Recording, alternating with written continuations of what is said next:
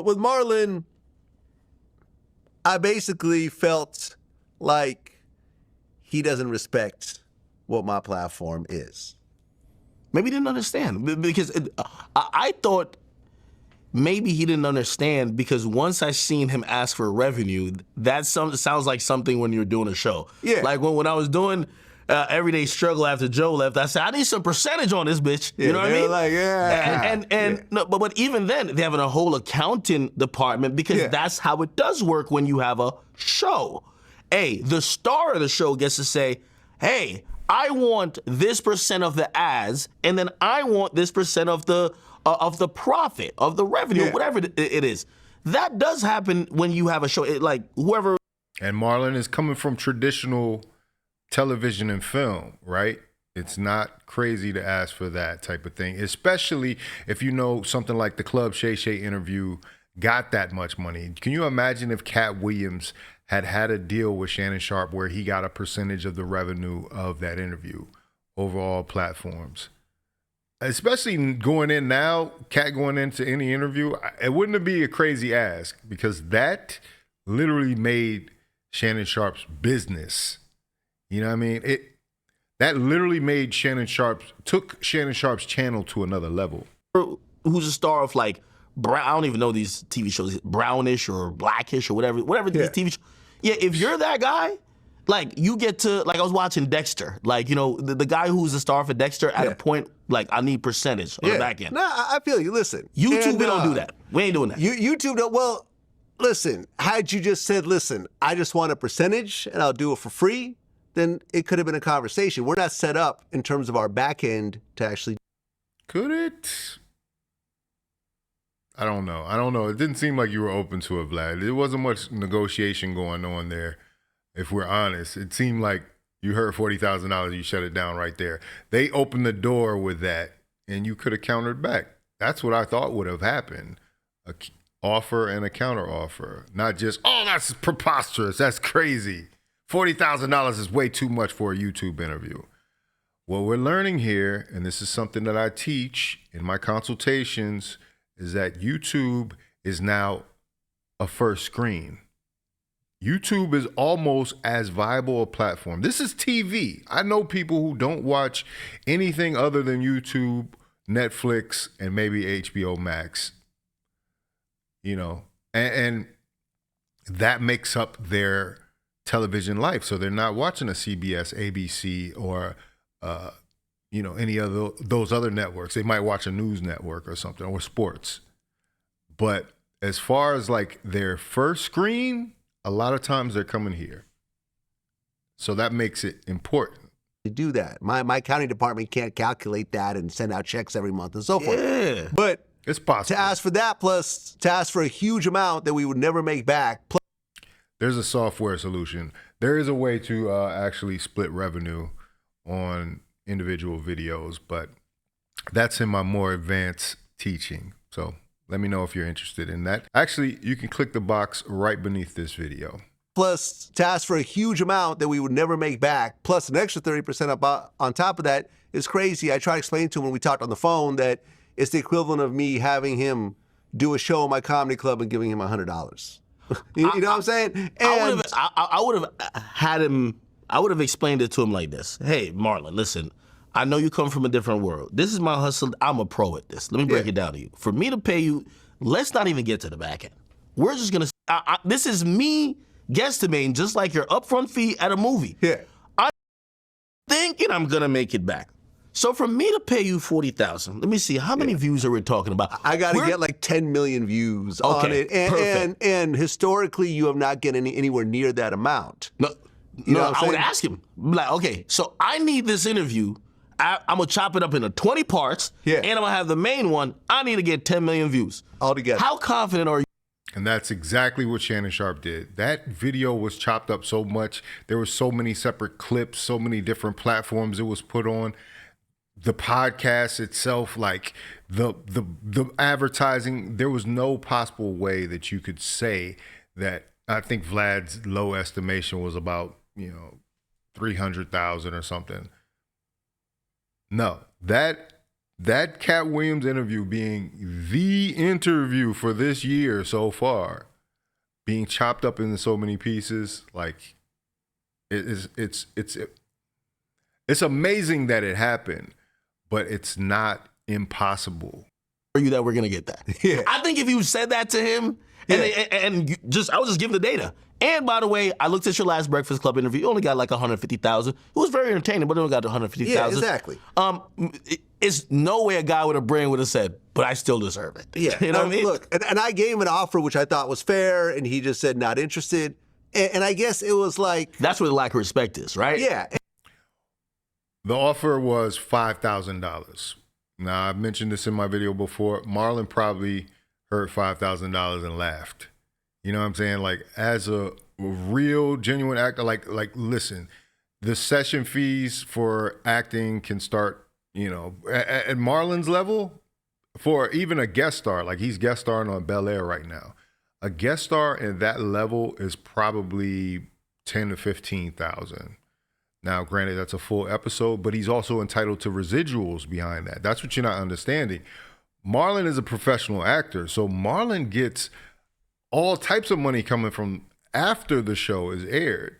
And so that's the thing. You have to make up for it. Like when you do a deal with Netflix or Netflix wants you for a show, because they do a one-time payment, a lot of times people that are names and people that can demand a certain amount, they get a larger amount up front because they're not necessarily, traditionally, they haven't been entitled to residuals after the show is aired.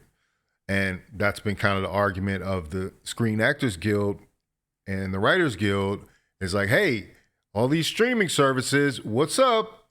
We're supposed to be able to make money after this is already aired, and we're not getting anything but that one payment up front. And so recently they've enacted measures where they do, like, I think twice bi-yearly, they do make a payment to actors that have been on shows that are above a certain level on the call sheet, basically, which, you know, they're basically the stars of the show and just below that, you know what I mean? Those people are able to get some money after the fact. Because you got to imagine, Netflix is playing worldwide, just as YouTube is. It's playing worldwide, and it's playing over and over and over again.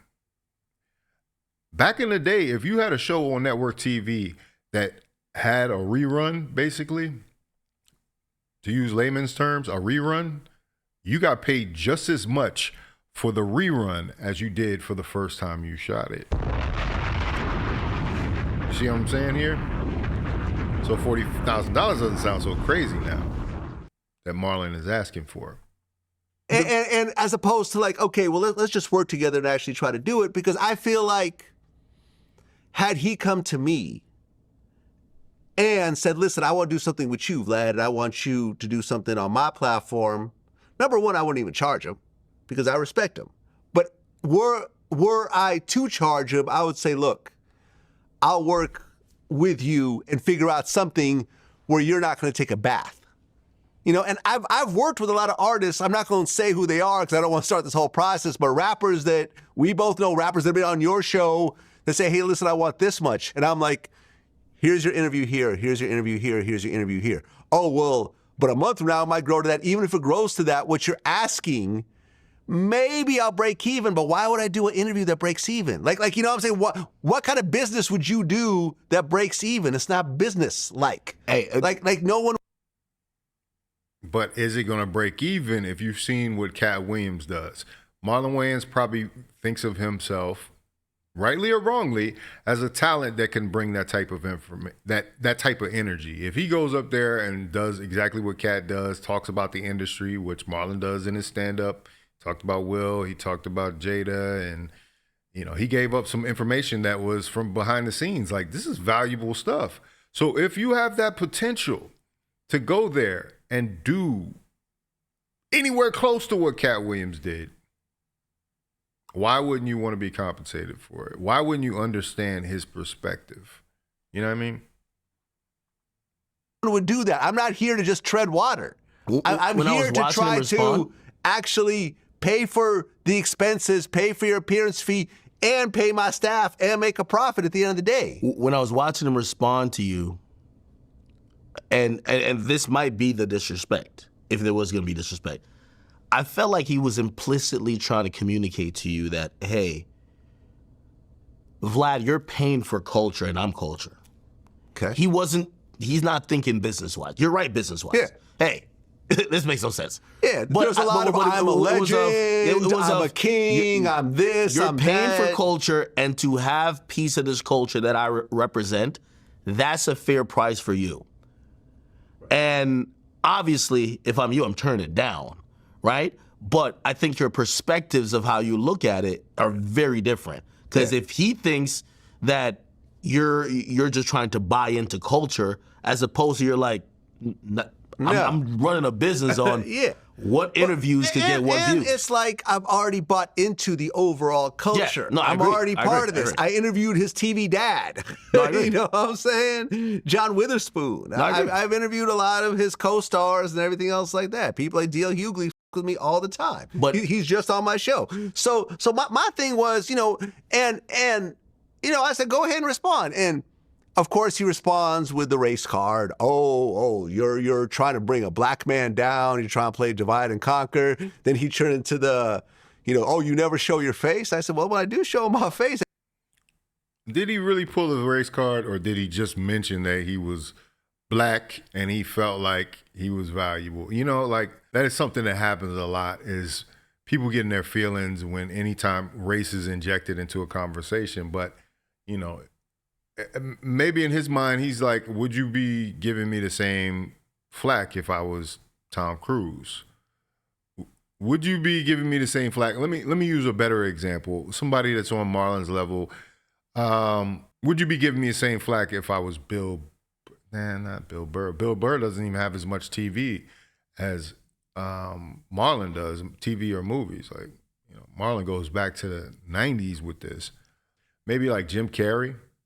If Jim Carrey was coming on to Vlad TV and he asked for 40,000, I guess Jim Carrey is some people's favorite. I don't know. There's an example there of, if you think of an example, put it in the comments. But you know what I mean? Like, so at a certain point, you do want to bring race into it, because you're like, hey, as a black man, as somebody who is a purveyor of black culture, you should understand where I'm coming from here.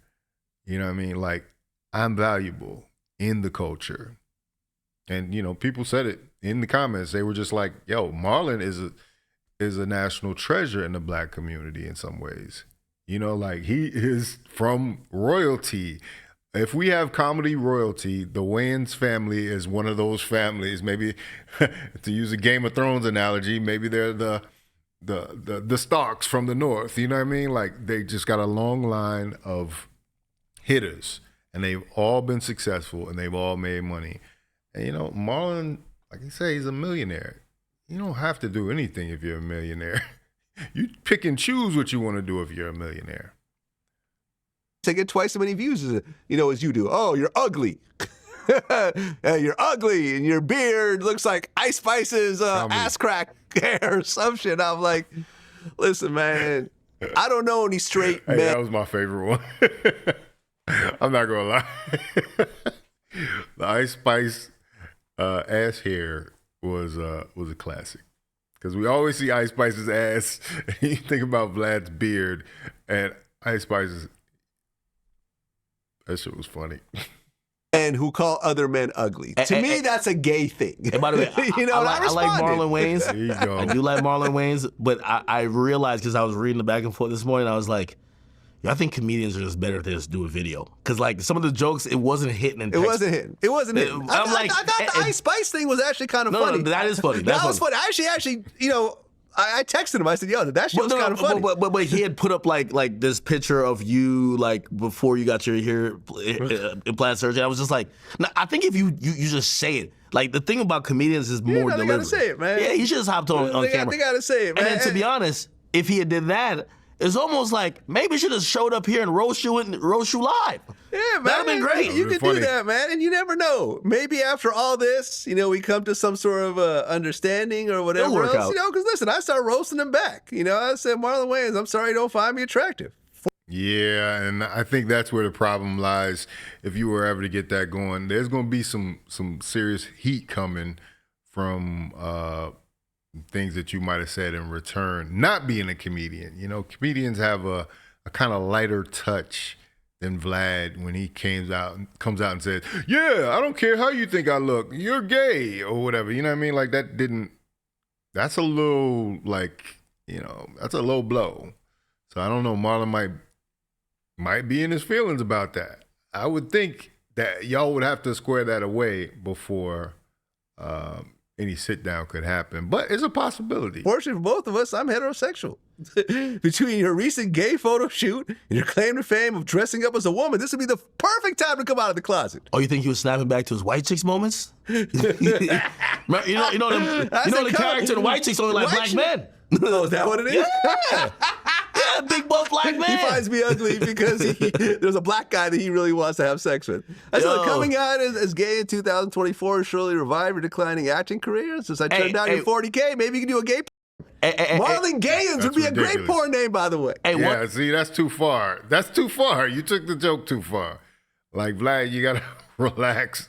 Like, I get it. He was trying to get in there and mix it up, but it was, it's too far. Even, not saying anything about Marlon's sexuality, but it's just like, do you have to go there with the joke? I know he's talking about your hairline and he's talking about your beard and he called you ugly, but you know what I'm saying? I don't know. One thing I'll say, hey, to Marlon Wayans, your family name is royalty. It's royalty in culture. It's royalty in comedy. Which is why I it's reached out in royalty. the first place. Yeah.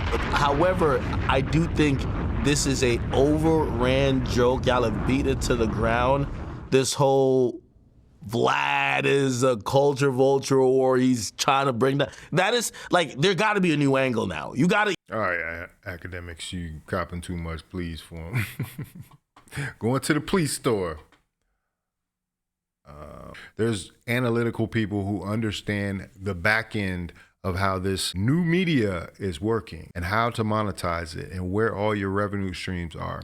That's why you need to book a consultation with Faucette Media. Make sure you take me up on that opportunity because it might not be available forever. You know what I mean? I do have a lot of things planned coming, but right now I'm willing to impart my wisdom to you and your business and to build and grow on this YouTube platform and beyond, all over the internet. Like I said, YouTube is now a lot of people's first screen, and they come here daily to get the information, sometimes multiple times per day. Most likely, if you're a YouTube watcher, definitely multiple times per day. It's important and imperative that you get in front of those eyeballs. So you need somebody like me to show you how to navigate through the weeds and get you to your goal faster. That's what I'm talking about. But anyway, let me know what you think about it in the comments. But if you like this video, like, comment, subscribe, hit the bell notification for all uploads. If you want to watch more, please watch one of these videos down below. Make sure you sign up for the newsletter. The link is in the description. That way you can stay up to date on all things Faucette Media. This is Faucette Media.